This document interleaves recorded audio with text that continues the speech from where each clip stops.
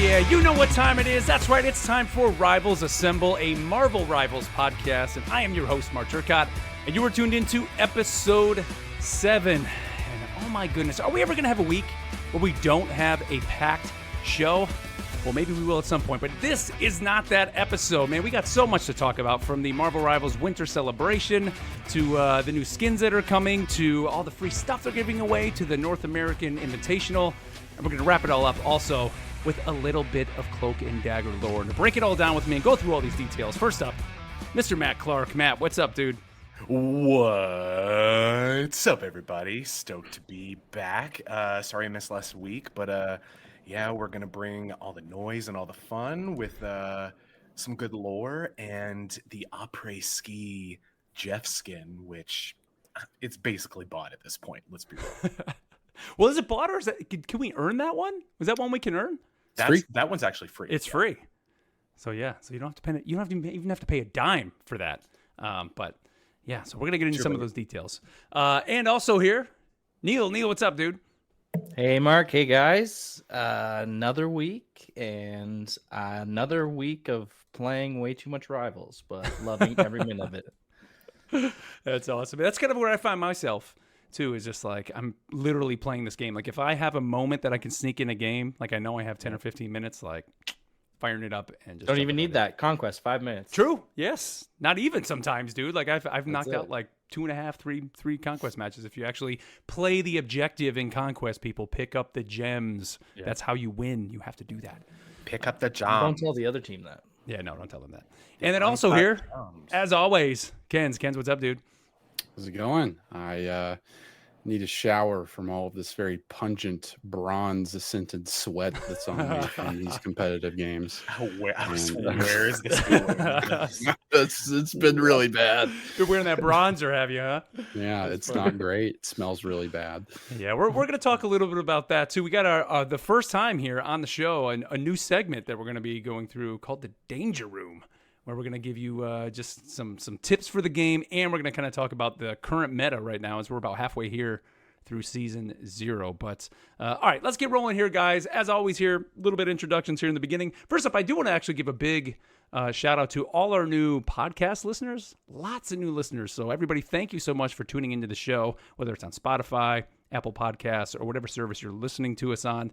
I'm going to be one of those guys and say, go ahead and like and subscribe. Definitely subscribe to the show. This way you're going to always get the new episodes. And if you can, leave us a rating over there, because it kind of helps move us up the ranks and make us more visible to people looking for a Marvel Rivals podcast. Also, big what's up to people tuning in live here to the show. We do the show live on Twitch and on YouTube at Rivals Assemble Pod on both those platforms. You can tune in live when we record it. Generally Thursday nights. We actually didn't discuss what we're going to do next week with the holiday. I know Christmas obviously isn't on that Thursday, but we'll talk about that off the air. And of course, we'll let you know. So you can follow us on Twitter at Rivals Assemble, and we'll let you know. And you can also always leave us a comment, either by sending an email to rivalsassemblepod@gmail.com, or what I now think is probably the best way to send us a message, shoot us a message through Spotify. We're getting like so many comments through Spotify, which is something that is, I don't want to say it's fairly new, but it kind of is. So if you're listening, tens of comments, guys, tens of comments. But I'm serious. Like, who thinks like using a podcast platform that people are leaving you comments and questions? Like, that's a whole new thing that Spotify is doing. So, yeah, shout out to our listeners in Luxembourg, or as we like to call it, Rivalsborg. Yes. So, thank you guys for tuning in, man. But yeah, definitely hit us up on Spotify. We'd love to hear from you guys over there. But all right, dudes, let's jump in here to our first segment, our news segment that we call the Not So Daily Bugle News. J. Jonah Jameson here. All right, so again, just another packed week here, and probably the biggest news this week is that, guys, we have a new in-game event coming with new skins and even a new game mode, and that is the Marvel Rivals Winter Celebration. So a new trailer has been launched for this, and honestly, like, it said there was going to be a new game mode. The one game mode I didn't expect was Marvel Rivals Splatoon. So what do you guys think of this new game mode we have coming out here? I'm over the moon. Like, this is at this, okay, a couple thoughts. Like the game, they're looking at Jeff right now and how it's, like, oops, all Jeffs. It's like the game is not taking itself seriously at all. But by the fact that they're doing that, they're taking themselves seriously by making it such varied content in game. Jeff has been one of the breakout stars. I think that's inarguable at this point, of Rivals, and featuring him as kind of like the poster boy for the winter holidays is just fantastic. The music to this was like, the music had me going, and Venom, packing, watch out, you ain't gonna know what's hit him. But it's just everything about this has me like ready to jump in tomorrow when it drops. Yeah, so this is actually dropping on the 20th. So if you're listening to this, chances are it may already be out. I think it's 2 a.m. on the 20th here in the States, 2 a.m. Eastern, that is. And yeah, so essentially it's a 4v4 mode that is dropping with this. Everybody's Jeff, and you're either painting blue or you're painting pink down on the map. And it's the Asgard map where it's kind of open, so it's not the one that everybody hates where everything gets destroyed. Oh, still hate it. And it's not just I like hate the this only one. 4 people who hate that map. Everyone else is like, no, I love Oh, it. it's my favorite one. terrible. I hate this. But yeah, so you're painting the map, and then of course you can get kills in there as well. But it looks like they're even using the alts as well, and the alts are even not only sucking up the other Jeffs, but it's creating the color on the map. So I'm interested to see how these matches are going to play out. I don't think we see is there a timer on the screen? All I see is like a little bar, and it's like 2 Jeffs just shooting the color back and forth at each other. 2 Jeffs chilling in a hot tub. Yeah. What do you They're think? not even trying to hide the fact that this is Splatoon. I know we had a couple other games come out. I think it was this year or maybe last. There was one on Sony, Foam Stars or something. Yeah. I did play a bunch of Splatoon 2.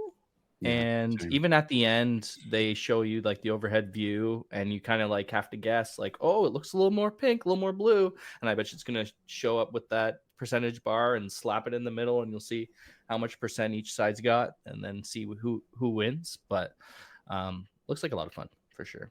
Yeah. What do you think of this mode, Kens? I love Splatoon so much. I was a Splatoon main for a little while. I freaking love that game. In comp? I mean, I played on, I tried, but it's not as sweaty as something like this, but still a really good time. They have a really great single player too in those games. Yeah. But I've still yet to lock in as Jeff. I've not played Jeff at all. Didn't play him in the beta. Haven't played him so far. So this is gonna be my first Jeff exposure, and it's gonna be, like Matt said, oops, all Jeffs, and that is what a better way. Yeah, right. There is some the inundation of clips on TikTok and Instagram Reels and YouTube Shorts and things like that has just been amazing. The amount of people who have gotten so creative with Jeff is like astounding. The Jeff Wanda ult combo is the one I keep seeing that just looks so cool to do. He like sucks them in, and instead of spitting them out, they're all still there, but they're like under the ground. So Wanda just like floats over and ults and kills everybody. Oh, you can still take damage when you're inside Jeff? Well, he spits them out like right. Oh, that's what it is. Okay. Yeah. And then like one of my favorites is Jeff consumes the entire team, takes them into a small room with Iron Fist and Groot. Groot throws up the walls, Jeff spits them out, and then like they're sleeping with the fishes because it's just like a murder scene. That's great. A knockout scene. You're not getting out of here. That's awesome. And yeah, coming with this event, we're going to have a bunch of, I guess, missions and, challenges to be completed. But also there's going to be this greetings card, and they show it, I think, briefly in the trailer. And as you're completing these missions, you're going to get to add little like flair to this greetings card. And I'm sure this is going to go in our gallery. This is going to be kind of, I think, how they're going to handle these events to kind of let you show, or to show that you were there for those events. So I think that's kind of cool. They're adding something in there. Is it something I'm really going to chase? I don't know. But I think it is pretty neat. But the one thing I am going to chase, so if you watch the trailer, of course, there is the Jeff the Land Shark cuddly Fuzzlefin skin. that will be available, so you can get that during for His free Christian name. as long as you meet and complete the the event. Cuddly Fuzzlefin, Jeffrey Cuddly Jeffrey Fuzzlefin, Cuddly the land shark. Fuzzlefin. Love It's it. his confirmation name. So. They know what they're doing here. It just makes me think about like what other events are they going to do? That's what I was thinking about, dude. I think about like, I mean, Overwatch does events, and games like Destiny do, do the different seasonal events, and this just seems like I don't know. It's just I don't know who else they can just have a featured hero do a cool, I mean, they could do one where you're Iron Man and you're all the flyers and like the floor is lava and like you can't touch the ground. And there's little platforms where like if you have to stay up on those and if you, touch the ground, of course, you're dead. So Mercy Parkour. Yeah. Or where the floor slowly disappears. And it's like, because everybody, well, I guess some of them, everybody's maybe, let's say Iron Man, right? Because Iron Man, eventually you kind of can't fly anymore. I don't know. They got to do something where it's like at some point you have to touch the ground. But yeah, I think there's a lot they could do with it. Now, let's talk about some of these skins. So you mentioned the Venom skin. Let's talk about the buns in the room. And that is this Venom skin, dude. Like, they make sure to give you... on a Thursday, like... Whew, they, like, zoom right in on that, don't they? I saw that was immediately all over. When I watched the trailer for the first time, I was like, oh, my God, what are they doing? And it literally took, like, a matter of minutes to see screenshots of the backside of Venom on this, and like it's hilarious. Coming to Jungle Cruise next year, the backside of Venom. Yes. But yeah, so there's a snow symbiote skin that's coming with Venom. There's the Groot skin, the Holiday Happiness skin, which honestly, like, I wasn't planning on buying any of these. If I'm going to buy one, that may be the one that I buy. Even though I don't play Groot a lot, like, I just really like that skin. I think that's pretty cool. Yeah. It's always cool to have a Christmas skin. He's got the kind of Santa vibe and some Christmas lights, and he's a tree. He's a Christmas tree. He's got the ornaments, all the Guardian ornaments all over him, and it's just great. I love it. Magic has the Frozen Demon, and then of course Rocket is kind of just in like a little suit that kind of has the holiday winter, or I'm sorry, the wild winter skin is what they're calling it. So he's got a Santa hat. He does. Good enough, right? That's all you got to do. I actually thought we were going to just get Hulk with just, I would have loved a Hulk with the Santa coat with a beard that's like too big, it just kind of hangs down like under his chin, guys that like don't even try. Yeah. And then just the hat like just kind of sideways, just like plastered on the side of his head. I thought would have been great. But he alts and he just rips off his beard. That's it. He just rips the beard off. I hate Christmas. Oh, that would have been good.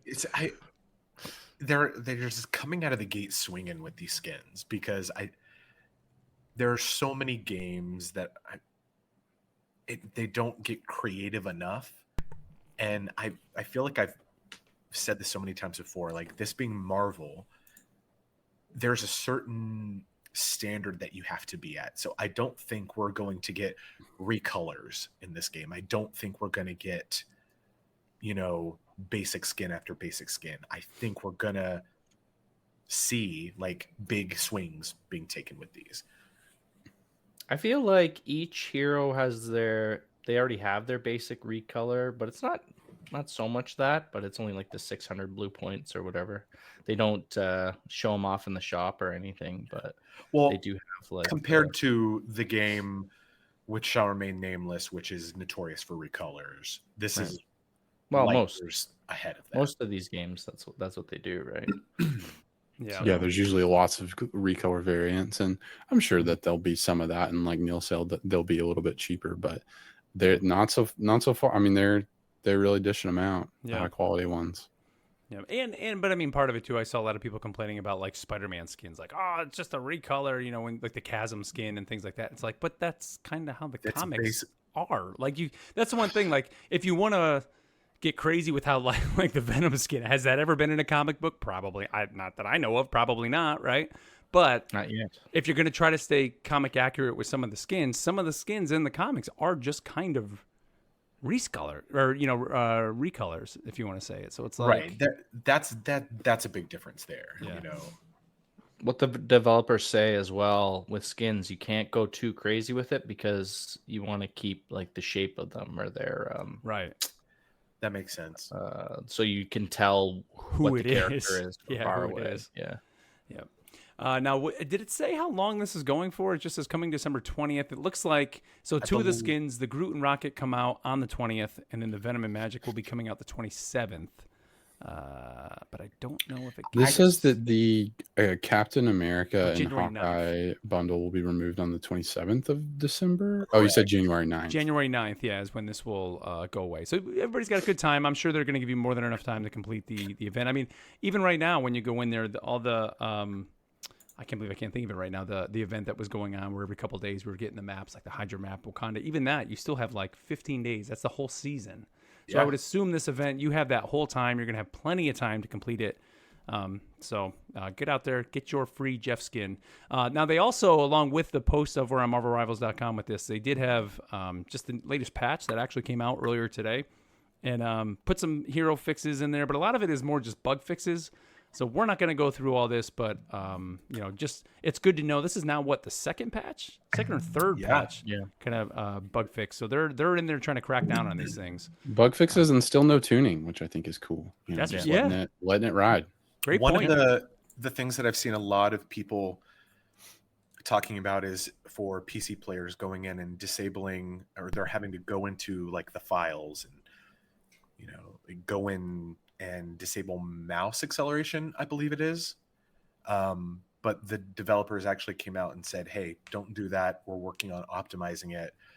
You're going to need to uninstall and reinstall the game to get those files back because there's a reason why you shouldn't be going in and deleting files. We did not these files intend for that to be the way. Yeah. Right. But yeah, so go read those bug fixes. And I look forward to the Winter Celebration event because chances are probably by the time you're listening to this, it's available now. So go in there and check it out. We also learned this week that this weekend, December 20th through December 22nd, we are getting the first, we're going to say, official invitational event post-launch. So this is the Marvel Rivals Invitational North America, December 20th through the 22nd. They're having 4 big esports teams. So Luminosity, I don't even know, NRCGG, NTMRGG, and who's this other one? Euphoria. Mark, those are actual words. You have to sound them. Oh, Nutmeg. No, I'm not going to say that word. Nutmeg, NTM. No, Nutmeg. No. Okay. But anyways, so this weekend, if you're looking for some competitive Marvel Rivals, this is your first chance to see it here post-launch, the game being out. Of course, they did do, back with the beta and the alpha, they did the small little events. This is the biggest one so far. And this will be over, of course, on Twitch. They're just saying if anybody wants to stream it, go ahead and stream it. And they are actually going to have professional casters on this as well. I know they were looking for some people kind of in the partner group to get people in there. To help it do that. So definitely, are you guys interested? Are you going to try to watch this at all? Definitely going to try and catch some of it. Yeah. Yeah. Unfortunately, I'm working this weekend, so I'm not going to be able to see. But I know, Neil, you're pretty stoked to watch this, right? I'd like to watch this. I was trying to find, because they had that open tournament that started last weekend. So I was watching some streamers go through that. And that's got a few different stages too. So this is separate from that. But that goes on for another few weeks, I believe. It's like the open round, and then they go into round 2. It might be this weekend as well. I think that was, though, the kind of the in-game tournament, right? Is what that was? Yeah. Yeah, I think this is, they're trying to do like the bigger, more esports. Like, yeah, our invitations got lost. I don't know. I know that may talk a little about this later, but I wonder if after this tournament it will shake up a lot of the meta of kind of like seeing pro players get in there and like see what they do and like, I'm gonna do that too, and then suddenly everyone's using one of 3 strategies absolutely on yes. It absolutely will. That has always seemed to happen. Like even with like Overwatch, you'd watch it and like immediately you would see those metas running all the time. In the games, that's just kind of the way. I mean, even you can even take it to Halo, even though necessarily you weren't playing, it wasn't a hero shooter. Paths and ways that people ran, different strategies of the different lanes to run and all that. So, I'll be interested to know to see if they have hero ban in this. Surely they will. Seeing the different choices being made with players in diamond and above, with kind of unexpected, some of them I feel, so interested to see what the pro level bans would be. Yeah, that's a good point, man. You know, one thing too, I know I've been kind of, I don't want to say hesitant to say this is going to be a great competitive esports game. I mean, I kind of have said that on the show that I was kind of unsure compared to Overwatch because of the balance. But Pull the tape. what I will say is this week getting more into competitive, I'm starting to see that it probably, I think, can truly be that. And like that's what I'm really interested to see, these pro teams, how they're able to handle it just on this more competitive level, I guess is the right way to say it. So yeah, it should be pretty awesome, man. So either way, I'm going to definitely watch this, at least in the VODs and that, just to see it, because I really want to see kind of just how it all plays out. Hopefully it's going to be pretty I awesome. want to see what it's going to be like with the casters and the spectator, how they're going to do with the camera. So you're just going to switch through each player's view, or are they going to do like a third, well, it's already third person, Probably but both. a Yeah, fourth like kind of like a person? fly around. Like Fly a third around? and a half Yeah. person. Third and a half, yeah. Yeah, see what that's like to get those views and look at, as you said, the different paths on the map, and Yeah. it's gonna be awesome. See what they do. See what the pros do. Guys, we also got some news about a bunch of free stuff coming to the game, because they give away a bunch of stuff with this game, right? They do that. Yeah. So the first thing we have is they've announced that there's officially been 20 million players for the game, which is, crazy, right, when you think about it. So they're giving us this new 20 million Rivals Assembled keepsake. So see, the Rivals Assembled. See, there you go. 20 million players. And we got a Galacta spray it says 20 million on it. Rivals. Pretty cool. So this will be coming to the game. The best way, I guess, to get this is to just play the game. Log in from December 20th to January 10th. So you got, 22 days to do that. And when you get in, you will immediately get that spray. So, yeah, just a very cool thing if you want to get that. There's also, and this is even more awesome, is the Marvel Unlimited spray coming to the game. So we've talked about it a lot here on the show, Marvel Unlimited. We all have access to Marvel Unlimited. And so if you are a Marvel Unlimited subscriber, you are going to get this Jeff spray where Jeff... I kind of joked with you guys, like, the spray looks great, and I just love how out of place the Marvel Unlimited logo kind of looks in his mouth. I love it. MS Paint, like it does. Yeah, we'll put this right here. drag and Yeah, drop. right here. It's fine. I made art. But I love it. So this is going to be, you have to be a subscriber by, let's see, let me find the date again for you. So you have to be a Marvel Unlimited subscriber by December 25th, by Christmas. And then beginning on the 25th, you will start getting a code that will come to you via your email. And January 3rd, you'll start getting that. So you can get that spray in game, which I think is awesome to show that you are a member. And they also said that you can actually get a Marvel Unlimited subscription for just $50 for a year through December 25th using code Jeff50. So yeah, it's pretty awesome. And I mean, you look at that, break it down by the year. That's what, less than $5 a month It's for Marvel Unlimited. crazy. That's Tons of content there, especially if you're loving the totally. game and you've always kind of been a Marvel fan but haven't really dipped into the comics. It's a great way to get into it. Like, it's the UI is fantastic too, and will just help you find anything you want. Yep.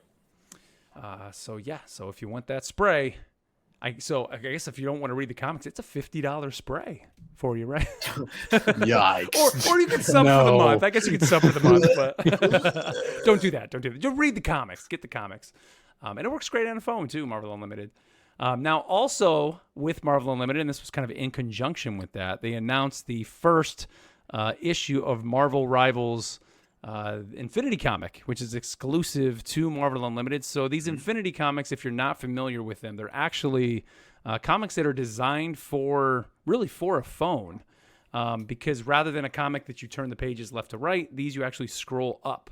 So it's kind of using just the technology of the phone.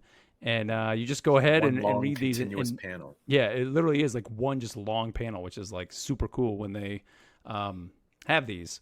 And pretty much these issues come out every single week. When they first launched them, they were kind of coming out hit or miss, either every month. There's tons of Marvel Infinity comics in there right now. And they're even adapting some of the regular newsstand issues as well and kind of putting them into the Infinity format just to make it easier on the phone. You can still read these like on a tablet, which to me really is the best way to read all the other comics. But the Infinity comics, when you pull them up on the bigger tablet, they're a little kind of grainy because they're not as what, Matt? I remember talking about this with you when on the Enthusiast Life when these originally dropped, and how we were like, I don't know if this is going to stick around, and it's crazy, however many years later that it's like the amount of them that we have. Dude, they've like doubled down on these things. Like there's Yeah. always a Infinity. There's like multiple Infinity comics coming out every single week. They have some that I think are close to like issues 100. Like the Spider-Man comes out weekly. There's an X-Men that comes out weekly. Jeff comes out weekly. If you want any history on Jeff or any just Jeff content, this is the place to go. Is Marvel Unlimited. Now this Rivals issue. Did you guys read the Rivals issue number 1? Yeah, read it. I did, yeah. No, I haven't. What did you guys think of it? It's fine. That's about it, right? It's there's just it's fine. There's not a lot there. It's cool to get. I really want more. I think it kind of sets it up. It's a good little setup, but I think it would be better if it wasn't an Infinity comic. If we had a bit more detail, maybe. This is one of the I've read like a couple Jeff comics and then this one. So this is really my only exposure to the Infinity comics. Yeah. It's cool. It was cool to kind of see some dynamic between some of the characters in the context of the game. First issue, So yep. Well, I thought cool. it was funny. It really is an ad. I say ad. I guess like it for the game, because it's like, hey, this issue Tokyo 2099, and it's just like, here's all the heroes in the game, and as you're scrolling, it's like, here's Iron Fist, here's Captain America, here's Spider-Man, and it just goes as you're scrolling. It's like constantly hero, and it's just telling you them all in the game and the team ups. It's like, here's the team up, and it kind of lists Cloak and Dagger and Moon Knight, and it's just. It's cool, and I was kind of laughing to myself because I'm like, I remember saying on the show, like, we wanted content outside the game to tell the story, and this is it. Like, here it is. Like, and then I'm reading it, I'm like, I'm stepping away from it. It's just one of those things of if the game didn't exist, then this would just be nothing. Right? There would just be. But the fact that the game exists, and you're like, oh, it's cool. You see the thing, and there's the map, and now they're over there. And it's just neat.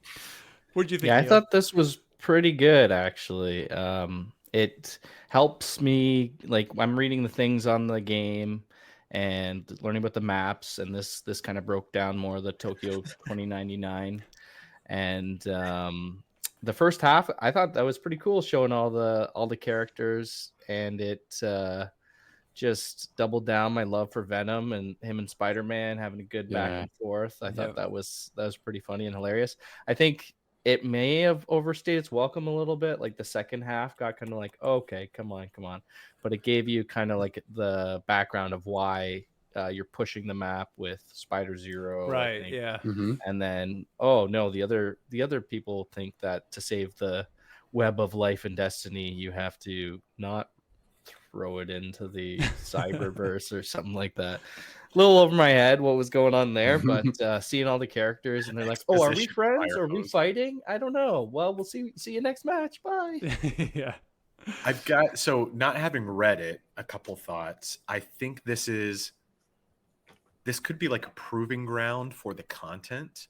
So like if this becomes a well-read thing, then maybe we get a limited series print in the Gamerverse label, like we did for Marvel's Spider-Man, and it's different titles. But then also I could see this be, and it could be kind of like something that they're doing with Infinity Comics. Are you guys familiar with the Stormbreakers program at Marvel? No. It's up and coming artists who basically are selected to kind of like have their talents honed and get their work featured as either different variant covers or in different books. And so I could see this being like hey, you know what, we think this artist is doing really well, let's put them on the Rivals Infinity comic, which will get eyeballs just because of what it is. And if that work continues to perform well, then we'll see what else we could put them on. Well, that's cool. Yeah, that would be a Do cool these idea. artists like get paid for it? I hope. That's a great question. It's Oh, like, yeah, I'm sure they do. But they popularize Stormbreakers like everywhere. A lot of comics will have like the Stormbreaker variant, and if you just Google it, it's a Nice. well-known program. That's They have cool. like a different class every year. With the Infinity Comics, I think why they're kind of sticking around. I've read a lot of, like, most of my comics I've read have been digital, and it's always been kind of hit or miss, just with the font sizing and all that too, right? I'm Yeah. finding with the Infinity Comics, they're meant for a phone, they're meant for a small screen. I'm not like zooming in to try and read some of the words, or it's not too wordy kind of thing, and you just get to kind of enjoy the art and scroll through it. I think that's a good way to do it, and why dude, it's Yeah, that's why different from the I print, like right? the Infinity Comics. Like they're slick on a phone because they're Mhm. just the way they look, and as you're moving, just scrolling up, the way they draw those panels. It literally is just like one giant panel that appears as you're kind of scrolling through. I've actually read 2 Ghost Rider comics while I was waiting for the Mickey Mouse ride at Hollywood Studios, one time, which is great. It's You not can where do I thought that It's was on your going to phone. But so definitely, like we said, check out Marvel Unlimited if you want that spray. And this issue, I would assume the second issue comes out next week. I mean, I don't know. I mean, we'll keep you up to date here on the show. Be cool. I mean, the way these kind of jump out every week. My guess, if I had to guess, what's coming next is going to be either like Wakanda or Asgard. Like I think they're going to jump through all the maps, all the show a battle going on there, and then we'll see. Give us the prequel for the new season in comic form, like the week before the season comes teases out. in Like, there. Yes. Do we know when that season is? Because this one's supposed to just be a month. I mean, right? dude, we got 15 days 3 left in the weeks? season as of me looking. That's what it today. says. Okay. Yep. There's that So you countdown. would assume next week maybe we may have some sort of teaser trailer, or I don't know. but next See week what is also the- like where time loses all its meaning. Right. Okay. Those So, days between New Year's. years.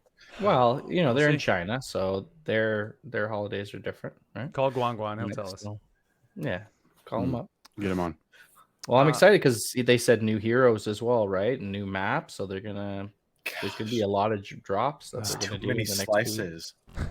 So many things, lot. man. So many things. Like I've played like a 1/6 of the heroes. Right. I haven't even like. Yeah, right. Let's see. Also, just continuing on the free train, guys. We got lots free coming in this game. There's a streamer costume giveaway that is coming, and this is going to be going through the weekend. So a lot of the big streamers that are out there, from Tim the Tapman to Flats to Necros, ML7 support. They have the schedule set up, but the 20th from 3 to 4, the 21st from 1 to 2. These are all Pacific time, and then December 22nd from 1 to 2. All you have to do is match up in a quick match with one of these streamers during that time slot, and you will be notified, I guess, via email. And it says that there's going to be a questionnaire, I guess, an in-game. I guess we get an in-game email. It says, be sure to check it and complete the questionnaire in the email by December 29th at 11 p.m. to select your favorite costume, and you're going to get a free costume distributed within 5 business days. And they pretty much list every costume that's in the game right now. So if you don't want to spend any money, this is a great way. So be sure to just try to match up. With them, just queue up. You can watch their stream and kind of time it just a little bit right. Remember, they're just a couple seconds ahead. No, we don't encourage stream sniping. Well, stream snipe to get a That's costume. what this Heck is. Yeah, dude. This is literally what definitely this stream is. Literally stream sniping. But hey, back when in my Guardian Radio days, we were the Bungie bounty. But see, back then with Bungie and Destiny, you had to actually beat us to get the skin. Where here it's just like you just match. I remember that. I tried really hard to get in there. Just match when you guys did that. That's didn't happen. Yep. I think it's going to be a very, like, it's only an hour playing, right? So that's what. Yeah, it is short. I was thinking that. Not too many games, and there's only 2 streamers. And are they going to be playing together, or? There's 2 Surely streamers not. on the 20th, 3 on the 21st, and 2 on the 22nd. Right. But I would hope they're not playing together. Let's get more people. Spread the love. Spread the love. So we'll see. I thought I saw in a follow-up Q&A, they said it'll be a pack of skins, not just one. I noticed that too, but in the story on Marvel.com or MarvelRivals.com. Or, sorry, they call them costumes. We can costumes. use There that. you go. Costumes. You're not actually ripping Jeff's skin off and putting it on your face. But on MarvelRivals.com, they don't say the pack. But then on Twitter, I saw that they quoted something and said, "Oh, we meant to say pack." It's like, well, update it on the website. But yeah, get a free skin there. Now, the final bit of free stuff, and this is pretty sweet. And I'm going to tell you, at some point, this will be streamed probably on these channels and will be put into podcast form. But for free, they're giving away a new game add-on for the Marvel Multiverse role-playing game. Now, the four of us here in this podcast, a lot of our friendship and all that developed through our Thursday game nights of playing D&D, Marvel Multiverse role-playing game. Yeah.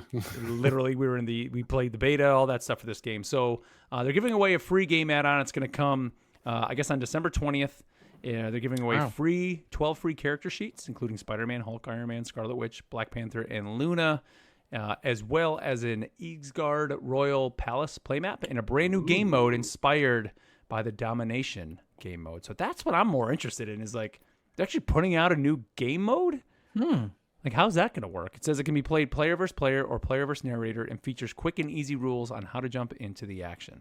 We've got it. We've got to do that. I mean, that sounds really cool. Oh, we're doing it. Yeah, It's we're like- sure. We're doing it. Yeah, So going it's gonna it. be like straight combat. Yeah, right? that's what I want to Like, do. I be want to do like the a game mode. full- Yeah. a full-on story. But I have to say that intro we did when we played this game for the first time, it was Doctor Doom too. Yeah, it was. That cracked the multiverse, right? And then we See, I was started ahead our of own the curve, thing, man. so That was a They homebrew must have right there. heard that, and really, Yeah, it was homebrew. wow, they should be Yes, I paying did. you royalties. Heard it man. here. That was, Hiring storyboard. Mark that said was it first. amazing. Where's Danny Koo? I'm sure there's a must have heard it. Discord recording of it somewhere out in the void that we could prove. Did you that. record that, Matt? You might have recorded. Oh, I that. have. I have it all. You Oh know me. God. I have it all. This blackmail. Matt's got it all. We're No, done. that sounds like a lot of fun. I know we did a little. Well, yeah, we did quite a bit of combat, I guess. Yeah. In We that had game. like 5 And- or 6 sessions of this. Yeah, game. then we started doing the King book. I think last Oh, that's Christmas is when I Yeah. got that book, and then like shortly thereafter we Yeah, did we took down finished Modoc, one of Modoc, them, right? and then we finished one, and then went on to like this main story. right. Mhm. That's Yeah, right. So there was a that'll be preview. fun. Yeah, we'll definitely be checking this out. Bring our heroes in here. And We'll this- see what these character sheets are like, and I would be interested to see people maybe who have never played either a tabletop RPG or what your thoughts are on a game like this. You know, because it's cool because it brings in the heroes that you want. It brings in the heroes that you love if you're a Marvel fan, and Is Very this cool. through Roll20 that you get all this stuff? it's or- going to be on marvel.com/RPG. So I don't know. Like it just I says think it's it'll going to be PDF? probably be PDF content. yeah. Yeah, I just download it. Just as character sheets. It says all fans need are some dice and a group of friends to play. So, but yeah, we'll If you use don't Roll20 have to- a group of friends, let us know if you're interested. We can Yeah, get sure. a table going. There are plenty of resources out there to get a game master or a dungeon master to get a game going. So Yep. So definitely look forward to that because we will for sure be streaming that, and of course we will definitely put it in a podcast form too, so you guys can listen to it. All right, guys. Well, that's pretty much it for the news for the week. So let's move on here to our new segment that I mentioned here at the top of the show, our tips and just strategy segment that we call the Danger Room. tips and strategies.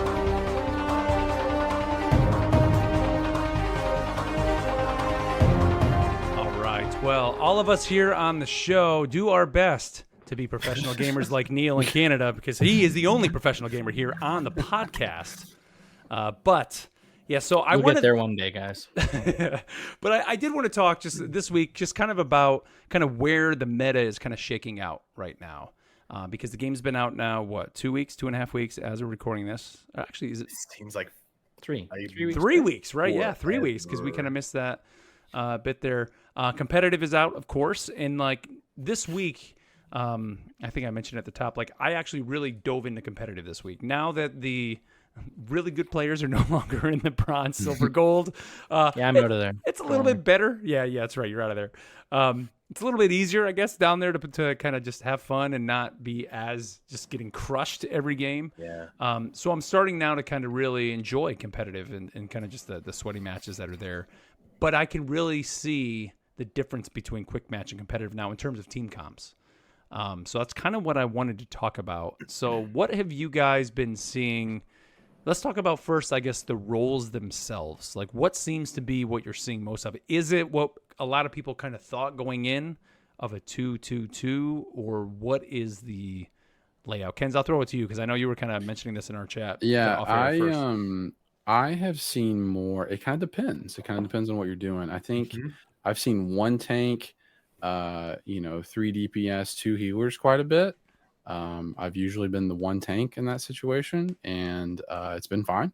I've been learning Doctor Strange quite a bit. I think he's a pretty good tank for situations like that.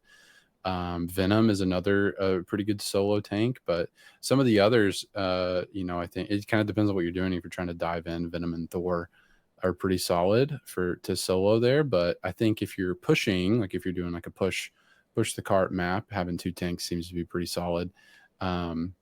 Over just kind of the capture the point. And then and again, like the role queue conversation, it just kind of depends on what's needed, what's happening with your team, and do you need someone to soak more damage, or do you need more damage, you need to throw it out. Me and Mark played a game before the show and we had 3 healers. It was like 1 tank, 2 DPS, 3 healers.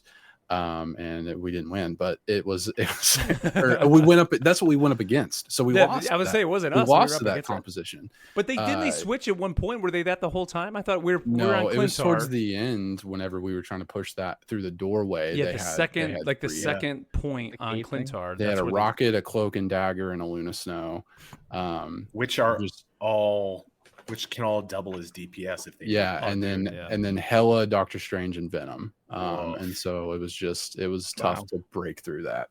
But we did. We made it. We didn't get to the third yet. We almost got to 3, but it was Yeah. But dude, I've been seeing a lot. Again, it definitely depends on the map. I think that's the thing and that's how it should be, right? In competitive, it shouldn't just be like this is the meta for any situation. No, it's like it depends on the map. And I've been seeing a lot. For whatever reason, I've played Clintar like a ridiculous amount of times over the last 48 hours. But that map, if you're on defense or any payload map with the defending, I've seen tons of Penny Parkers. Like constantly there's a Penny in almost like every game that I play on defense. And I actually love to see that because like it seems like she's the character kind of coming into the game that a lot of people were just kind of like, whatever. I want to be Venom. I want to be Thor. Like, who's this Penny Parker? Yeah. But she can just lock down an area if you have a good Penny dropping down the mines, setting up her little spider bot launcher or whatever you want to call it that's kind of over there just constantly spitting them out. If they place those right, the little creepers, you're just going to own a team, and there's no way for them to really push, especially then if you have a good healer. Because I've been primarily playing Cloak and Dagger in competitive, and when usually I'm there, especially on that Clintar map, just kind of off to the side, and I can just keep healing and pinging her and dropping a bubble when they try to get a push in. A lot of times we'll have a Luna with me as well. I mean, we can just keep her alive and then just let whatever DPS the team feels like comfortable playing, go ahead and just get out there and just let them roll. And we're just able to kind of pull that off pretty easily. What have you been seeing out there, Neil? I am usually filling, and I feel like tank is the last role to be filled. So I'm playing a lot of tank. Like a lot of people are jumping on, obviously, DPS, but not as much as the first little bit. A lot of people, I was seeing like 4 DPS insta-locked kind of thing. But this past week, I've seen more people go to the healers, as you said, right? Like Cloak and Dagger, I see them get picked a lot just right off the bat. So I've started playing Magneto a little bit, learning the shields and negating those ults and that. I'm working on that. But we had it was after the show last week.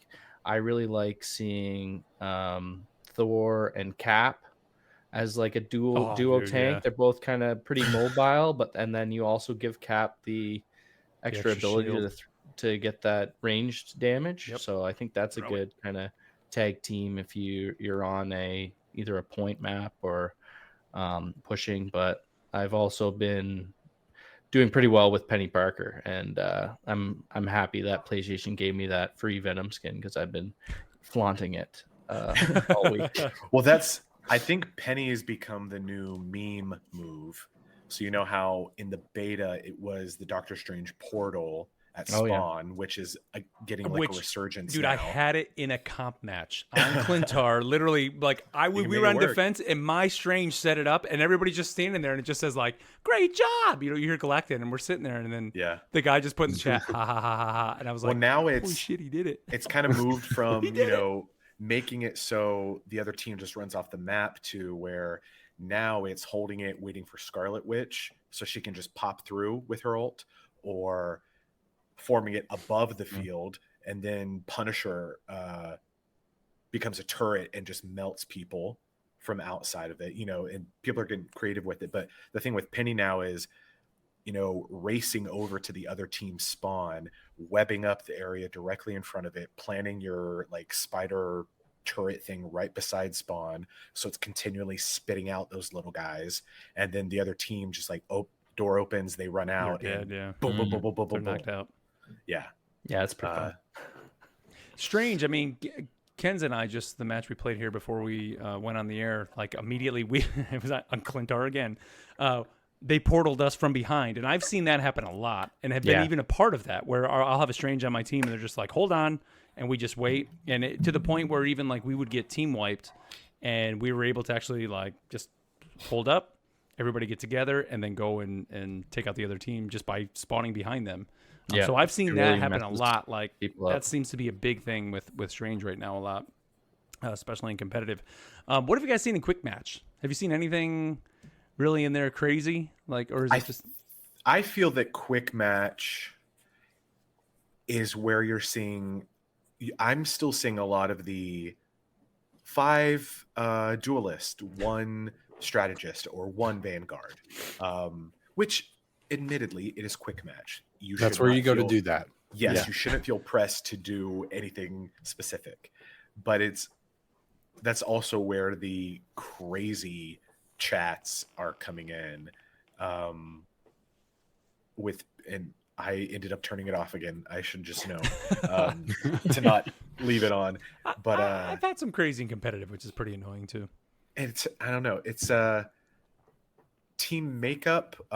I've encountered a lot of all flying teams, or all people who can get aerial. So Venom, Storm, Iron Man, Iron Fist, who can get up there once he locks onto you. Like Wolverine, even if he gets chucked up, he can take down an Iron Man. Like, they have a whole team that is easily able to get in the air, or take down anyone in the air. And those are especially annoying because it's like, well, we're not safe anywhere. Cannot hide. Yeah.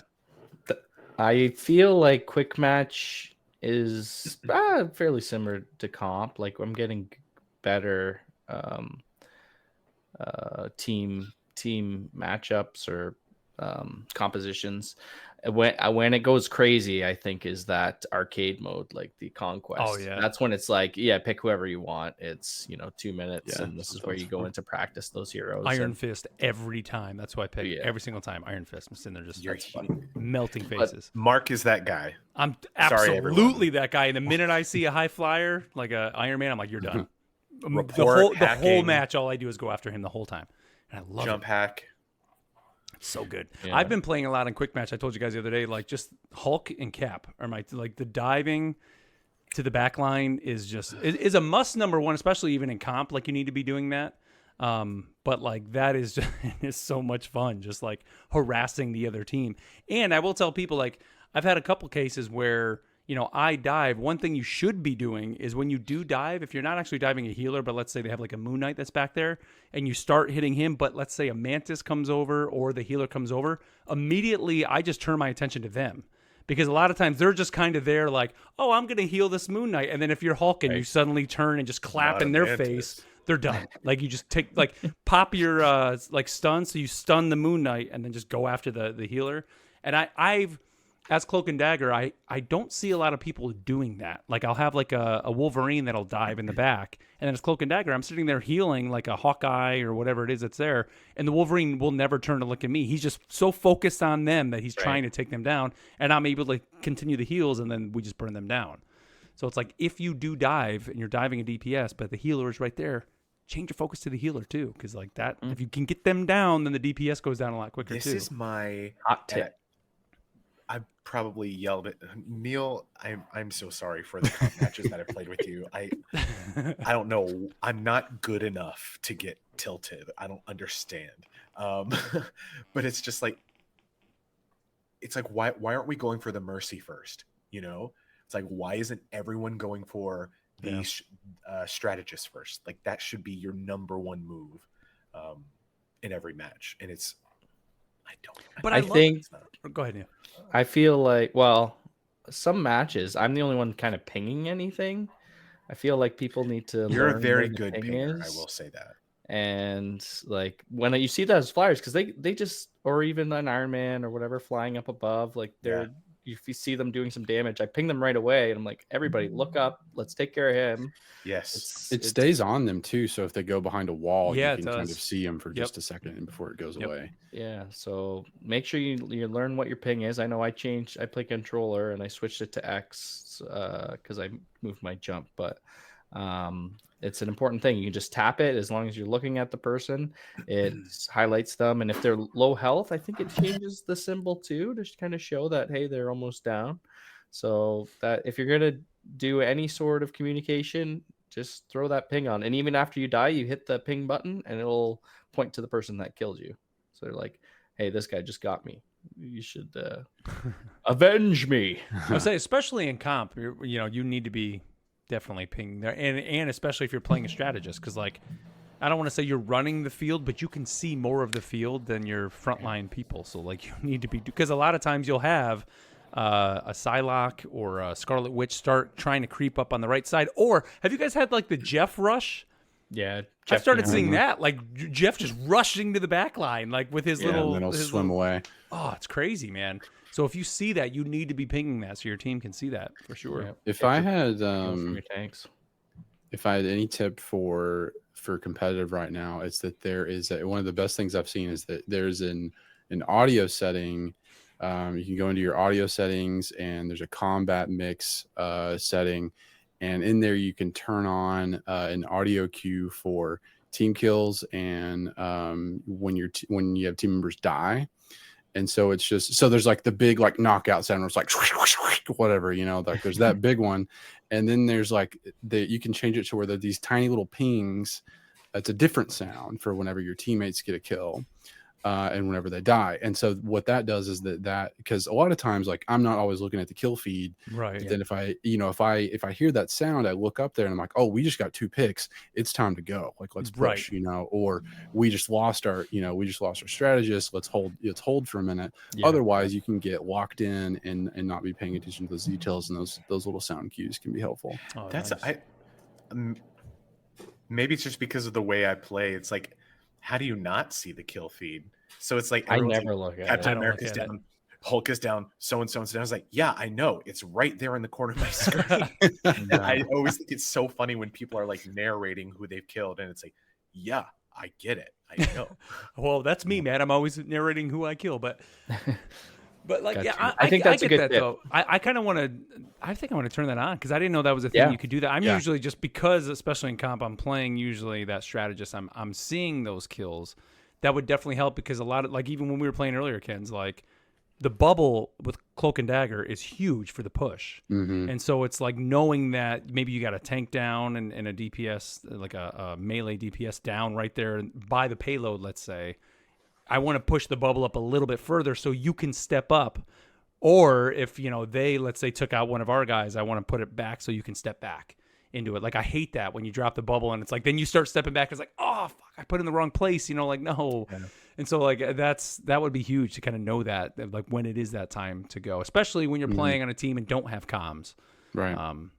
Yeah, that's awesome. I went through the audio settings. I did that. And also there's like pre-mix are presets for audio mixes, and one is like a focused mix, so it turns down a lot of like the ambient noise and the music, and it turns up um uh, enemy voices, like important voices, and then you can go through and change the sounds too. And so I've updated all that. Important ones you want loud, as you said, Ken's, your the teammates getting knocked out and the enemies getting knocked out. That sound also when you're getting hit, I turn that up all the way up so you know that, oh yeah, I guess I'm taking some damage here. And then with healers as well, and I think it's specific to healers, so you have to go in on each healer, but you can get like a different reticle when you actually hit your heals, so you can get that feedback that, hey, actually I'm hitting them while I put there while I'm shooting at here. So it's just giving you that good feedback that you're actually helping and healing people. Nice. Yeah, with games like this, just the more information, the better in general. Whether it's communication or just things within the game that you can change. I don't know. I admire you guys for like, I don't know if it's caring about that. For me, it's just like, I don't know if it would change my gameplay, but then again, I play at a very different level than the rest of you. I was gonna say, dude, in competitive, like you need that stuff. Like that little tiny advantage, like just like I mentioned, just the littlest thing of the Cloak and Dagger, knowing that they have 2 down and it's time to push. I would know to place that bubble 10 meters forward, then 10 meters back. And that literally can make a difference and a total difference in a team. Like the battle we talked about where they had the 3 healers, that totally made a difference. Like when 2 of those healers went down, that's how we were able to push because I placed the bubble in the right spot, knowing they had 2 healers down, or even know when to pop my ult. Like, okay, well, one of the tanks are down. Now's the time to push. Pop my ult and kind of went and did the little triangle like around the payload. So they can't get near it, and we were able to get the push. Like it's things like that do make a total difference. Where if you're just playing and you're just kind of brawling and it's like, whatever, I'm going in, the team comp doesn't matter, which believe me, in quick match, that's totally my mindset when I'm in there. Like that stuff doesn't make as much of a difference, I think, there when you're just kind of in there, just going crazy, having fun with it.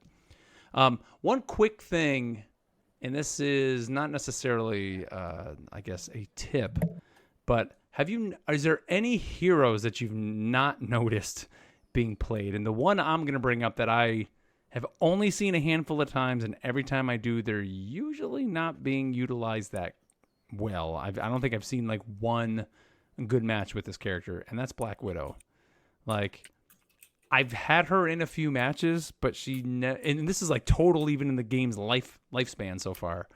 And every time, like they don't do anything as a Black Widow. I've gotten ulted like once or twice, and it was really just because as the match goes on, you're gonna build your ult, and of course it's like an insta kill, big kind of AOE where she drops it.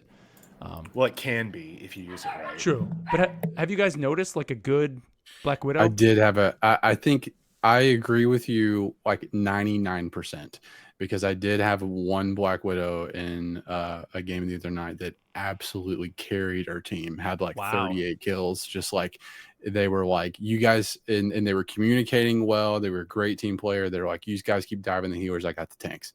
And then they were just melting the tanks with Black Widow. That's awesome. And so that we won because of that. But other than that, yes, I completely agree. I've not seen much Black Widow at all. Yeah. Well, I think probably. Go ahead.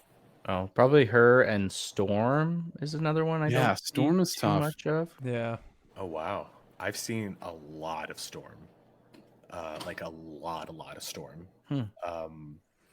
Almost about the same amount that I've seen as Iron Man, as just one of those spam flyers. About Black Widow, I think it's a lot of Overwatch players came to the game thinking that she would be a carbon copy of Widowmaker, where actually if you want the one shots and things like that, like Hawkeye is a much better He's the one, bet for you. I've seen a lot of Hawkeyes, definitely. And so I've seen a lot of Widow mains playing Hawkeye here, or Hela, because it's just a better kit for what they're used to. Not that Black Widow isn't good, but you just have to change the frame of reference that you're coming to her with, and you can wreck with her. But it's a lot. Sorry, I see a lot of people like misusing the ult, so not knowing that you can hold it and let it charge. You know, What just is her alt? I don't even know what it is. I've never It's- played her before. It's think like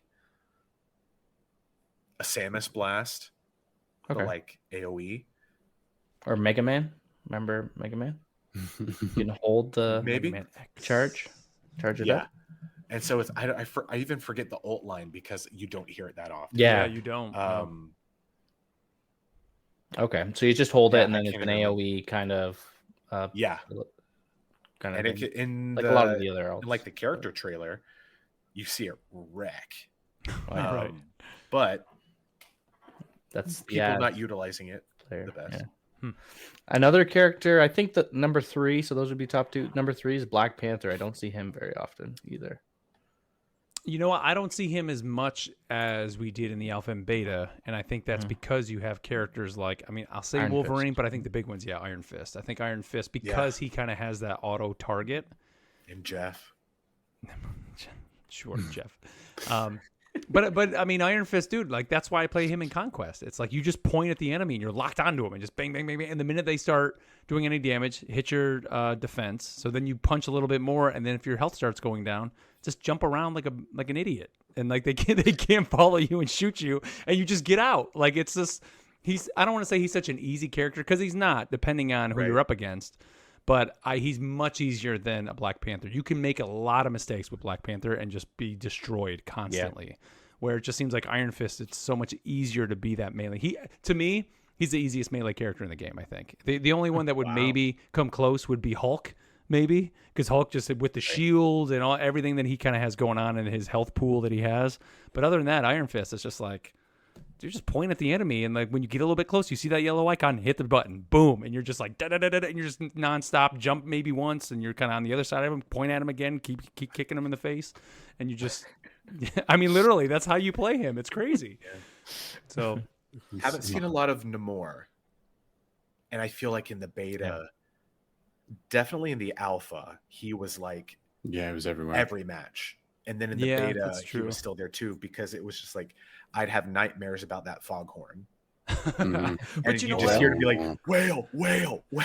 You know what though, dude? I wouldn't say we don't see him because he's not good. I think we just don't see him because people like, I don't know, like how much of this game do you think is people playing characters because of the kit that they have, or just because they like the character? Like I think he doesn't get picked because people just either don't like the character, don't know the character, or they're just like, I'm gonna go play Wolverine.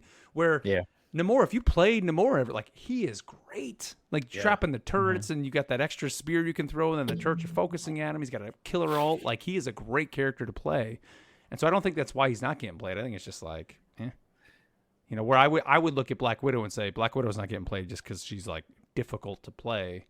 And she's not. Where Namor's kind of easy to play, I think, for people who you just throw lances nonstop, tridents, never let off the trigger, and a whale. It's like a NASCAR driver. Just don't step off the gas. Keep turning left. Namor, just keep pulling that trigger, man, and dropping those turrets. That's all you got to do. You got it. Drop the squids. Yep, dropping. He's got a good escape too, right? So you go in your bubble and negate all damage.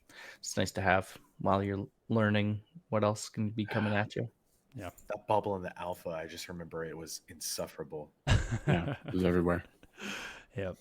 All right, well, that's going to be it for our Danger Room segment. We'll get it a little bit more focused, I think, next time we bring it back. But I just want to kind of talk about kind of the current state right now and kind of what's going on. Well, hey, we're just talking about current meta, man. Will we get it focused? I don't know, 'cause we're a steaming load of crap, guys. If we were all pro gamers like Neil, maybe we could. But, I mean, of course, we're not a pro gamer. And we'll share that story one day here on the air. Some people in here may not know that story, but we'll talk about Neil being the pro gamer. Shot him in Reno just to watch him die. I love it. Let's move on here to our lore segment that we call the Cerebro Files.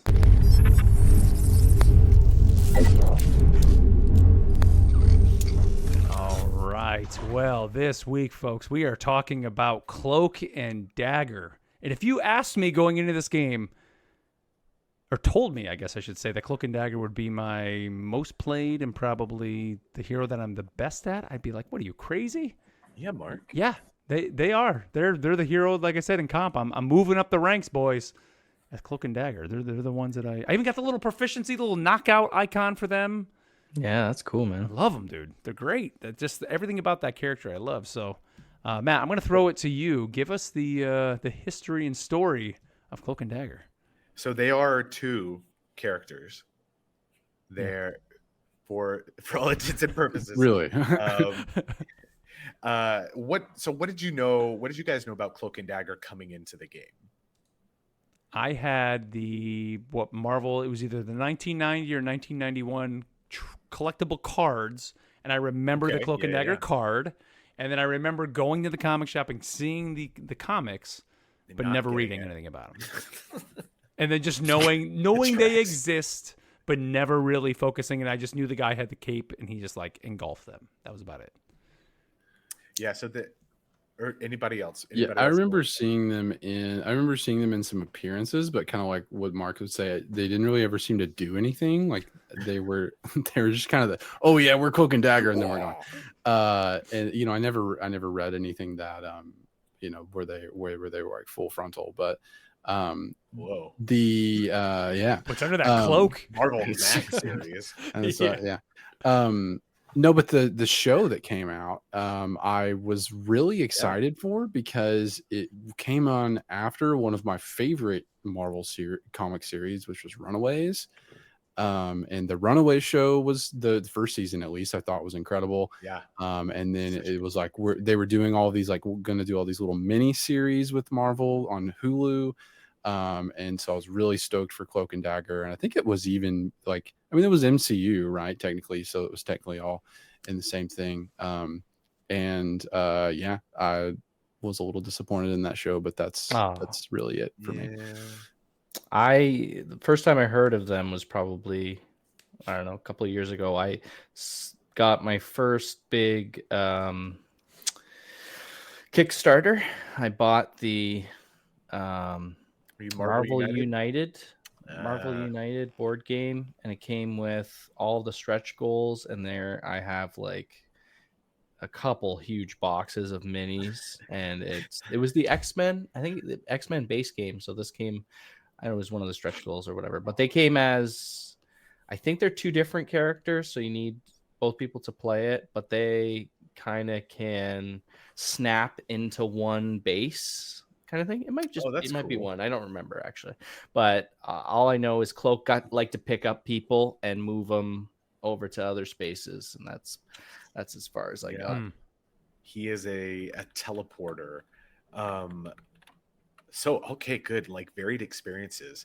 I was probably a good mix of, well, probably more aligned with Ken's. I knew about them because of some comic appearances, though I never read anything myself. And then there was the show on Freeform. That's what it was. Yeah.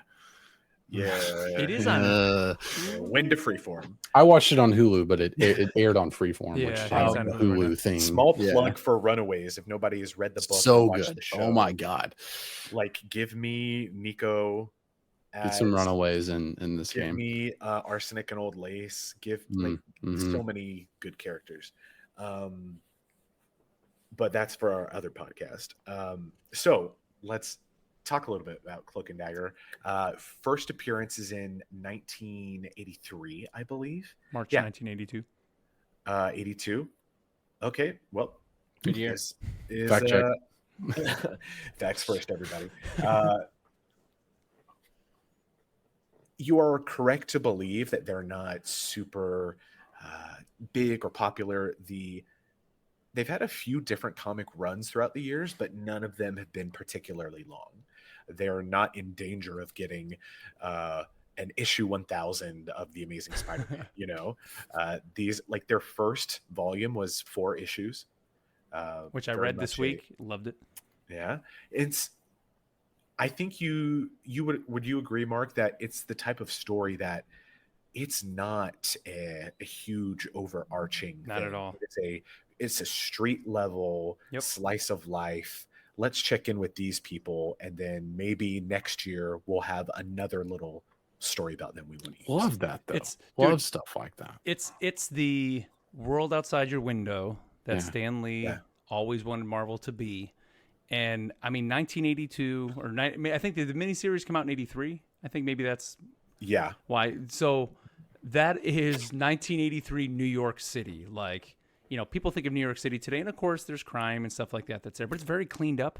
New York City in the 80s was a place you did not go unless you were stuck and living there. Like, it was a rough place. It was a rough place.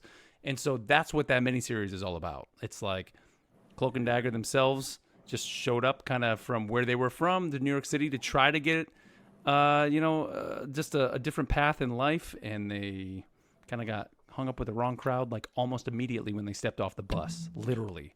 And yeah, that's it.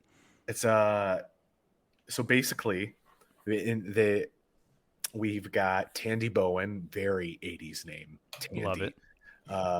And Tyrone Johnson. And Tyrone is homeless. Tandy is running away from, a life that she doesn't want. They meet, and through a series of events, they're kidnapped, and they are forced to they're injected with this street drug that is supposed to be like a substitute synthetic for heroin. It's so crazy. Whoa. Right? Like a real Literally. World outside your window. And the Magia are going to start trafficking this drug. And so them, along with a few other people, are injected with this. They are two of the only people to survive, along with another character, goes by the name of Mr. Negative. You may or may not have heard of him. And I'll put an asterisk here because the drug interacts interestingly with possibly some latent mutant genes or something else within them, and activates these abilities. So Tyrone channels the dark force and is able to teleport, is able to teleport through the dark force dimension. Right. And Tandy is able to manipulate the light force, and she can concentrate that into small objects, which she most notably creates these light daggers, which was a cool effect on the show, I will say. Yeah. Gets me a lot of assists in the game too. Yeah. But the interesting thing about them is that it's kind of like a symbiotic relationship, because Definitely. the dark force that Tyrone is channeling is like this hunger. And since Tandy evokes this light force, there's extra of that for the dark force to consume. And so they kind of level each other out. So if you're playing Cloak and Dagger and you hear some of their voice lines, like Tandy saying like, "It's so cold," or Tyrone saying, he says a line about "I'm losing it" or something like that. It's often when you're switching back and forth, and so the dark force and the light force are getting more in different play there.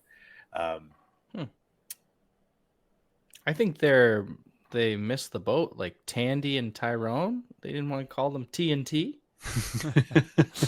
They were setting it up so perfectly. That's great. Oh gosh. Maybe when Mark plays them, that's what he calls them. Yeah, TNT, let's go. TNT main. There has been a kind of back how we've talked about a lot of these characters throughout Marvel's time being subject to the different whims of writers and their interpretations. So like with Moon Knight, different people would treat mental illness differently, treat character history differently. With TNT here, it's whether or not they are mutants. And so back and forth over the years, it has been, these drugs were administered and activated their mutant genes. Or no, it wasn't that. It was because they were also exposed to like the magic from this sorcerer or whatever. And honestly, I'm not sure what the standing is today. Reading through. Go ahead. Were they allowed in Magneto's mutant? What is it, Krakoa? Krakoa. Krakoa? They allowed to They live there? were actually, yes, they were on Krakoa, but that even has its own like stipulations. They accept anybody Well, they're inviting. that's a whole We'll get into thing. that on Magneto's. But yeah, there's even one point where Mr. Negative like reverses them, and Tandy becomes the wielder of the Dark nice. Force, and Well, that's sweet. Tyrone becomes the wielder of the Light Force. New skin. I'm just saying that'd be cool. Well, you'd have to change character models and stuff like that, right? But yeah, they are street level fighters that have had some interesting roles throughout. They're kind of like the people that show up in events, if you think about it. Yeah. They're perfect for that because they know and operate around Daredevil and Spider-Man and like Luke Cage and people like that. So it's like, oh, you know who we should call? Let's call up TNT, and they'll come in, help us out. AT&T. Well, it's so funny, your dude. phone. Like, I love that it's their street level, but like the I don't want Mystical. to say the darkness in that of Cloak, and like that's what reading the miniseries this week and like getting kind of that insight into more their origins. And that whole story starts off with you don't actually learn their origin. They do mention, I think, in the first issue that they have been kidnapped and were injected, but you don't actually learn their origin until literally the last issue, and they kind of recall it to the people that they've been dealing with throughout the whole miniseries. But it's just a street level thing. There's these this gang that's running around, and there's vigilantes on the street. And who are the vigilantes? It's Cloak and Dagger. And so there's this cop that is like chasing them, and we see a scene where Cloak that's right, there's somebody poisoning the aspirin or whatever, which is a very like early 80s. It was actual crime that was happening, so something pulled from the news. Somebody is like poisoning the aspirin in pharmacies, and a couple people die. So they figure out who it is, and they just exact their own vengeance on the person, and Cloak just completely consumes the guy. Or anybody whose hand goes into the cloak just like turns black. Like it's all, and they don't necessarily, the people just say, oh, it's very cold. But it's like, is he literally like necrotic, turning their hand Where do into they like go? necrotic tissue and they're dying? So where does that person go? So then the cop looks at them as Cloak as a murderer. And so it's like the darkness of that, and just that's not really a street level thing. Like street level, I'm thinking like Daredevil punching guys and beating them up. This is like magic. This is like Doctor Strange level stuff, to me at least, in the perception. And I love that it's like there is almost this other layer to it that is so much darker than just what it looks like on the surface. And I think go ahead. Well, I think it goes to the writing of the characters, because very much their relationship is we only have each other. We don't trust anybody else. We have been wronged by so many people, and we complete each other. Like they're able to hold each other down like that. And granted, they make these friends and other heroes throughout the history of comics, but I like that they could become A-list heroes. They could be mainline Avengers, and they've been on different teams of the Avengers. They were on the Savage Avengers. They were part of the Secret Avengers during Civil War, and so like they're like that kid in high school that isn't the popular guy or the popular girl, but everybody knows them and everybody has like something good to say. It's like they're the old reliable, and I think there's no pressure on those characters, because then I think we'd see even more wild swings with them that would be inconsistent. Yeah. We also get a glimpse too in that the miniseries of the hunger, like how you mentioned. And, when Cloak kind of eats that guy, if you want to say, and everybody kind of freaks out, he runs away, and he actually doesn't, like he literally feeds off Tandy, off Dagger, that he feeds off her life, but he doesn't want to do it anymore. So he leaves.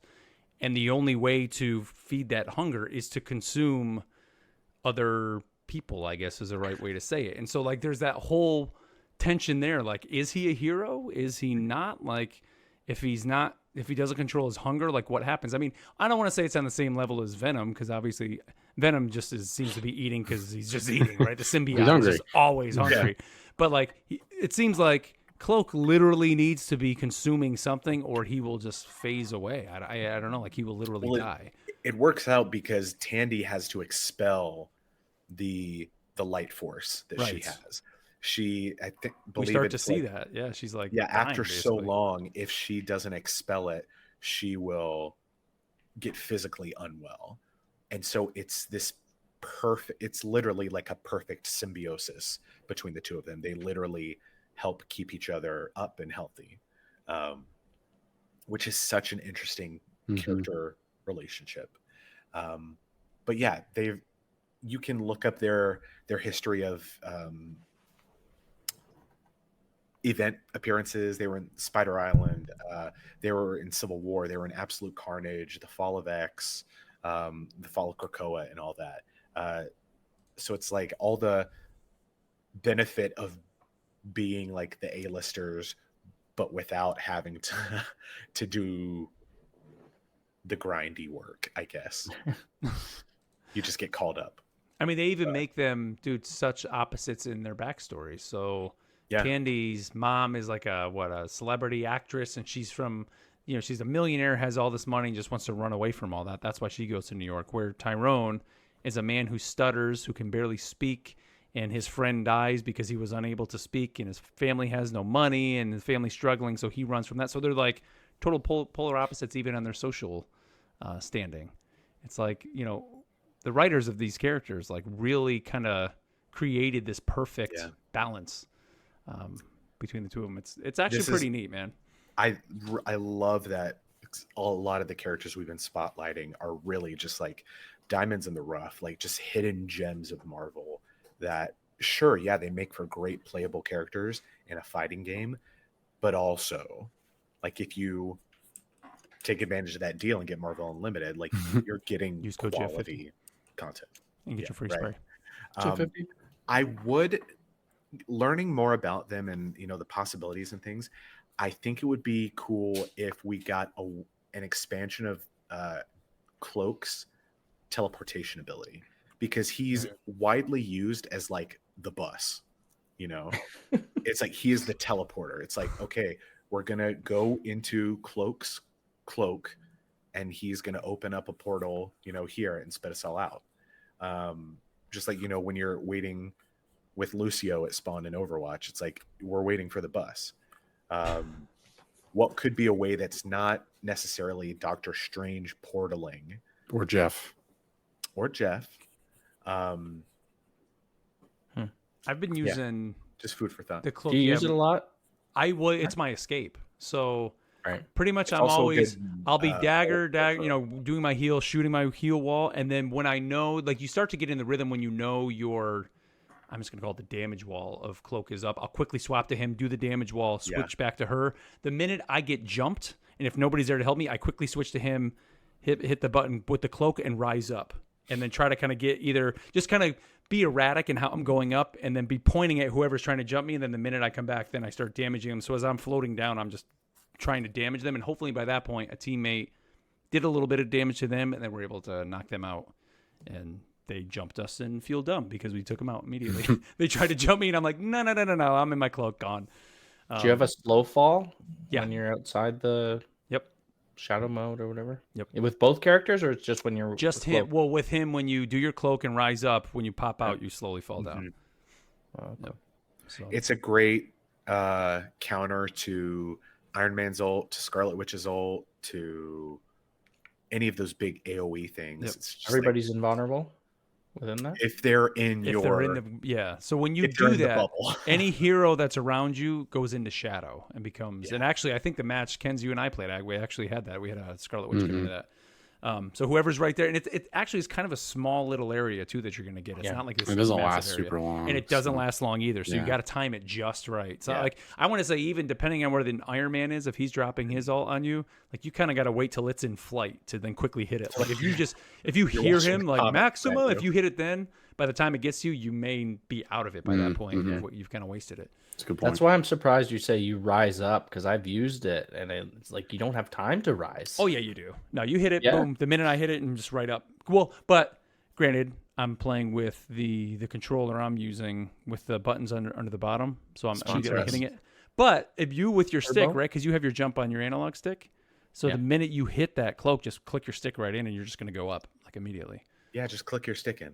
Click the stick, dude. Something I've Come on. kind of found Click with them. this game, and just in general with hitting buttons when things come off cooldowns and stuff like that, like it doesn't always register that I've hit the button if I hit it a bit too early. I've noticed Yes. Like I don't know if there's an option you can do it. I think there's, what is it, like it's looking for the leading edge or whatever, my controls knowledge. It's looking for the press of the button. It's not looking for is the button pressed or not, kind of thing. So it's annoying sometimes. I go to use a move, but it doesn't register or whatever, and I just got to press it again. Or with my Hulk, triggers a lot. yeah, with Hulk trying to like charge up that leap, right? If you hit it too early, when you hit the ground, it doesn't actually charge, and you like let go of the button. I know when people play on PC, you hear a lot of we were doing the little bit of click in the pre-show, but like you're just jamming the button, right? But like I'm hitting the controller, I'm trying to be methodical, like, okay, I'll do this, then this, then this, but then something doesn't register, and you're like, oh, too late. Yeah. I'm dead. All right. Well, I would definitely recommend go check out at least the miniseries for Cloak and Dagger if you have any interest in them. I haven't read anything like more current. I mean, Matt, are there any recommendations outside of? I looked in Marvel Unlimited, and there are some others, like you said, the shorter series. They don't really have too many long ones. But I honestly haven't read any. I've never been aware of a run of theirs when it is in print. Okay. Let's put it that way. That's how few and far between I feel it is. But it's not a huge time commitment. Like 4 issues, you can sit down and knock that out in one reading. Yeah. Oh, yeah. Yep. Just try something. I want to find, because I want to look at some of the other series. Like after reading the miniseries, and especially the issue, I think it's like between 2 and 3 when Cloak goes away because of the hunger. Like I would love to know if they ever double down on like the horror aspect, because I can't help but feel that like he could be, which I don't know if they have, but like he could be just like an awesome horror character, kind of how like, I mean, they've done it right now, obviously with Immortal Hulk, gone that route, and they're in the current Hulk runs doing that, or even like Ghost Rider, like something like that, where it's like you read those comics and it's more about like monsters and all that stuff. And I really think Cloak and Dagger as essential figures in, I mean, I would love to see them come into the current run of the Hulk. Like that's there's the mother of monsters right now in the Incredible Hulk run. That's what this whole series has been about, that's running right now. And I think they would be just awesome to kind of come in there and really double down on Cloak and what's in his cloak and where that dimension goes. And I don't know, send Hulk in there and just see what's in there. I forget what the book is right now with Elsa Bloodstone and and all that too, Agatha and all that would be awesome. Gosh, because I want to think they might be in that, and it's not like a Monster Hunter book, but I'll think about it, and if I remember it, I'll send it to you. Okay. So Ken, you said that I didn't even know there was a show. I looked up some stuff earlier today, but it was disappointing. There's 2 seasons of it. It shouldn't have been. It's Fine. It's fine. I mean, it's not. Well, it wasn't in danger. It's not fine. It's not good. It's really not. I'll say it's fine. It's not even fine. I watched the trailer for it and was like, I don't see it's Cloak pretty at bad. all. Watch Runaways instead. Watch Runaways. Better read Runaways. You know what? They do show up. I started watching about half the episode. I think the Marvel Spider-Man, it was the Disney cartoon that came out in like 2018. I think season 2, there's an episode just called Cloak and Dagger, and they are in that. Cloak and Dagger. But take that for what it is. All right, so we actually didn't discuss who we're going to talk about on the next show, but I do have a suggestion for lore. Why don't we talk about the lore that's in the game that we've kind of unlocked? You need that, yeah. Through maybe this most recent event. So the event that's happened, the season 0 event that's in there, maybe we can kind of dive into some of that. So for your homework till the next episode, get in that game and start reading some of the lore that's in there. There's so much lore. But and I'm not yeah. even talking. We don't even have to do the character lore. Like, do the event lore, because season 0, that's the, the event that's going on right now. Oh the yeah. Crown of Oh Ice, yeah. whatever I it is. already know some stuff. Yeah. So let's talk about that. looking I think cool. next episode, because we'll be leading into the new season coming up. So, I And think the it's next about time. episode or next issue of the Infinity comic, it might start lining up. That's right. There you go. So, all right. Well, let's move in here to our final segment that we call What Ifs. All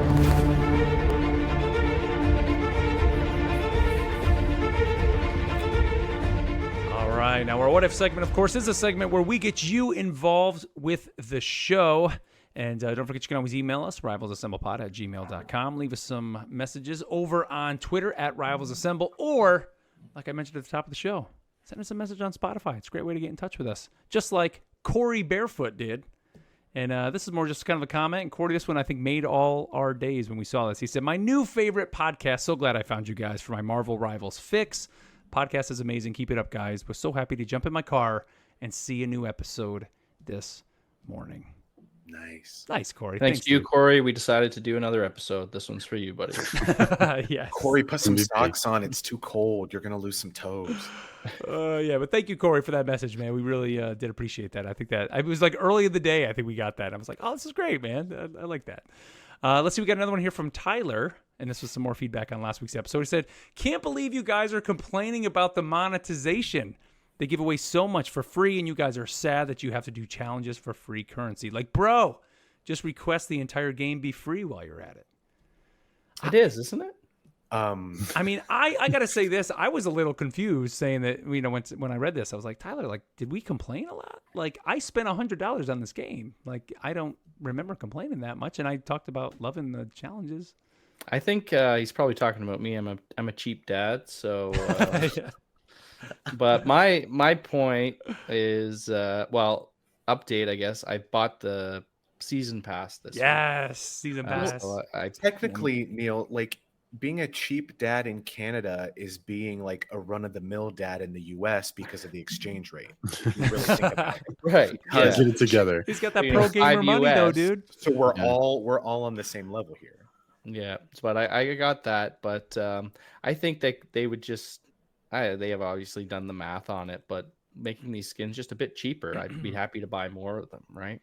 But we went through our new segment, and he's right. They give away so much for free. There So was much like for 4 free. or 5 different free things that we're getting coming up, so that's pretty exciting. Yeah. But I love the challenges. I think that's fun, and I've been earning a lot of that blue currency, just knocking out those. We've got like 3 different sections, right? One was the season challenges, which was a lot of fun. I wish there was kind of more of that, but we'll get the new season in a couple weeks. Then there's the dailies, and then there's the missions. So I guess there's longer? daily missions which come out every day, and then there's the challenges that are every 2 Challenges. days. Now, see, my complaint, okay. and maybe this is what he's talking about. I complained last week that I wish I didn't have to just do, like, I wish I could move more on my battle pass by just, like, once I complete all the dailies, I'm kind of well, then I'm not doing anything for my pass. Like, I wish just playing a match still gave me a little something on the pass. That's my only gripe. The purple right now. currency. But it has nothing to do with, like, I just think monetization. Tyler was a little beside himself because he realized he couldn't edit his comment because he used the wrong instance of your. Oh, we're not going to go with it. Says the writer on the show. Come on. The journalist. He Tyler, didn't know don't how listen to, to him. He didn't know Tyler, how to don't use listen to him. commas, but I mean, We're it's trying to okay. gain listeners, Matt, not lose listeners. So Those achievements you can do. Do they give you purple currency? no, but they go towards the like there's different. Like right now, there's 4 of them that are in there, and there's different like milestones you get along the way. So I think that's how you get the storm skin. That you can. There's a special storm skin you can get, and that's kind of along that line. As you complete those, you get another little like star currency, and you can see the little bar progress that you're making to unlock whatever it is that it's kind of on that path.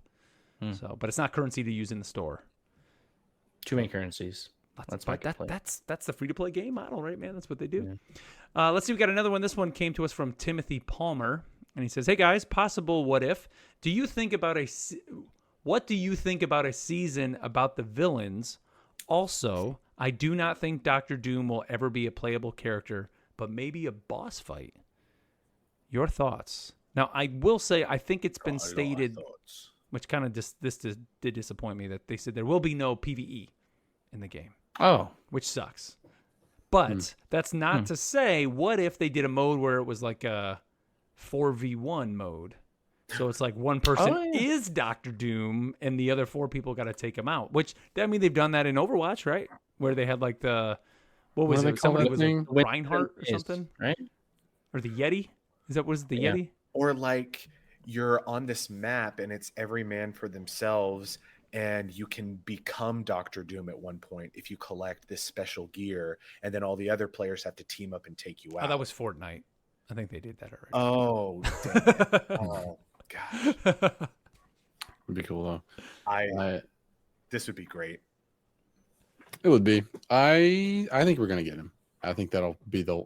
My prediction is I think that'll kind of be the last thing that caps off of a season. Whenever they try to move on to another villain, is he looks so cool. Like they have to put him in the game. Maybe it'll be an alternate Doom that says, "Oh, this Doom didn't do well," and he's like a good version. He's like, "We'll have to go against myself." I don't want a good Doctor Doom. Boo. Yeah. I do like the idea about the season specifically focusing on villains. If anybody's played Marvel Strike Force, it's a mobile game. There's an entire, like, you have your roster of characters that you unlock, kind of like any kind of gacha game. And there's one mode that you can only choose villain characters to play as to fill your team with. So Nice. Villains or Hydra soldiers or Foot Clan, not Foot Clan. Hand. Thank you. Which the Foot Clan both was based off ninjas, both whatever. And so I could see it. Maybe it's like Hela and Magneto, and only the villains that have been introduced to that point get like the seasonal buff, or maybe they get a special type of team up. So it's incentivizing playing villains that season. Or a game type where it is like heroes versus villains, like or it's like it's just a kind of a special event. We'll have 4 villains and 38 heroes. I know. We're going to definitely need some more villains. Every duelist. Yeah. Yeah. Everybody's Iron Fist. But yeah, we'll see what they do, man. I almost hope the cadence of this is like you have a year-long story, like this initial story is a year, and then by the end of the year, Doom's defeated, whatever it is, and then he becomes a playable character, and then we have the next one, whether it's whoever it is, like Kang, bring in Kang, and then it's like a whole year-long battle. Definitely gonna be Null. Oh well, that's right. We got Null. Yeah. No shot. It's not Null. Probably. Yeah, we'll talk about that next time But during the war do you thing. think he's gonna be just a season, or is that gonna be like a whatever the cadence of villain length of time? Whatever. When Doom is done, I think Null is next. He has to be. Yeah. You don't think Null will be within? That was a great alliteration. Doom. Null is next. Doom is dead. Null is next.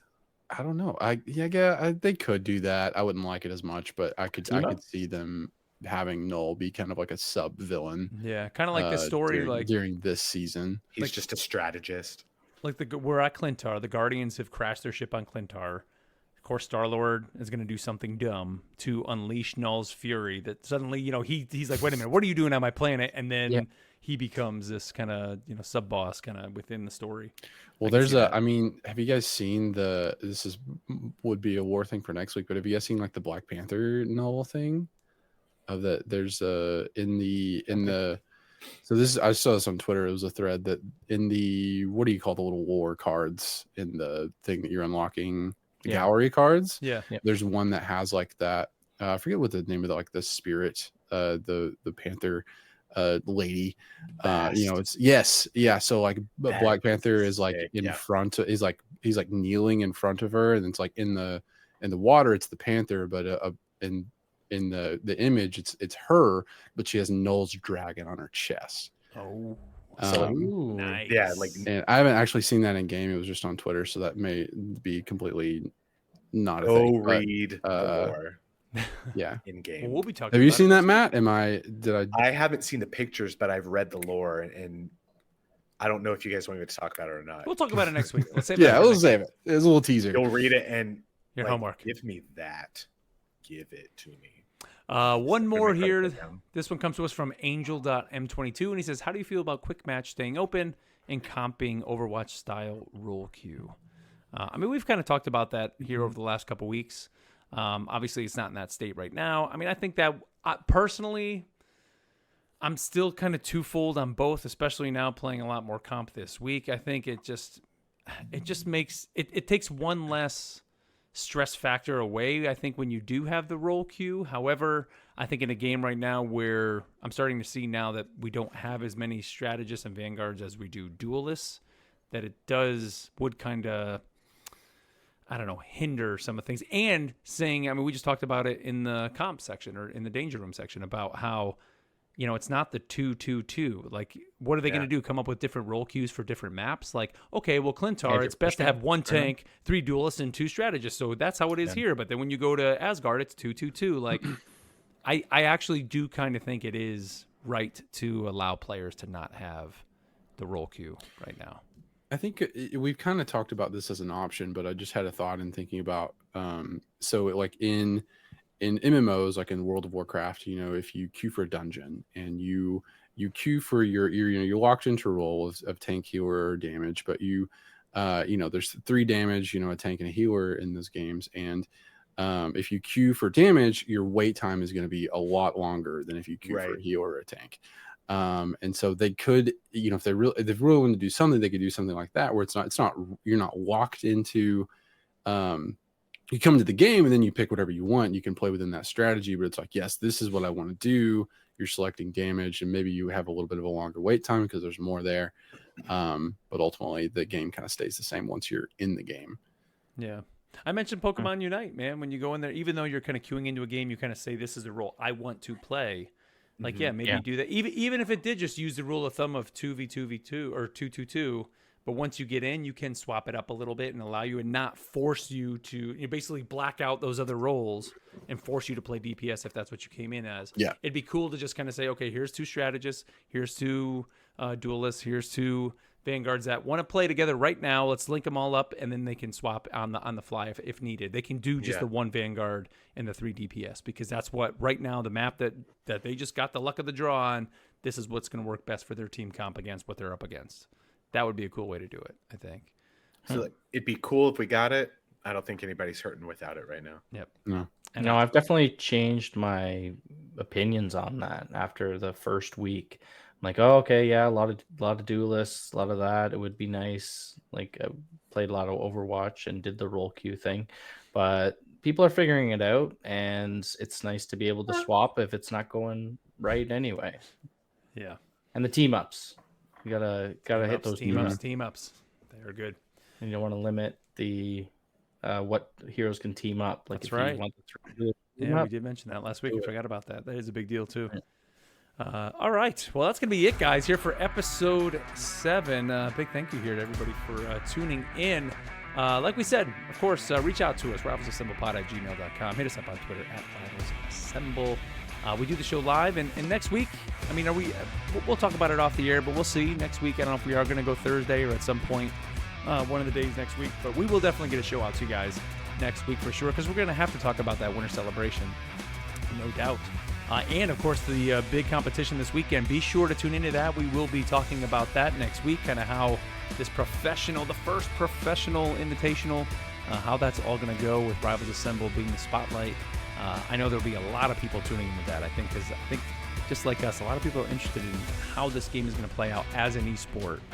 Is it just going to be this game that people jump into and have fun and right up the ranks, or is it going to try to go on the level of an Overwatch? Or, I mean, look, I don't think it's going to get anything like League of Legends or Dota or anything like that, but can it be a game, kind of on par in terms of just, hey, here's the new hero shooter, and kind of rise to be the number 1 hero shooter in terms of esports? We're just going to have to wait and see. So I think we'll get a little taste of that this weekend. Any final thoughts you guys want to throw out to the audience before we wrap it up? Keep playing, have fun, be nice to each other. Thank your healers. Yeah. Yeah. Time to sweat. Time to sweat, that's right. But also, happy holidays to everybody out there, too. So, all right, everybody. Well, thank you here, as always, for tuning into the show. And until next time, We'll catch you later. Peace.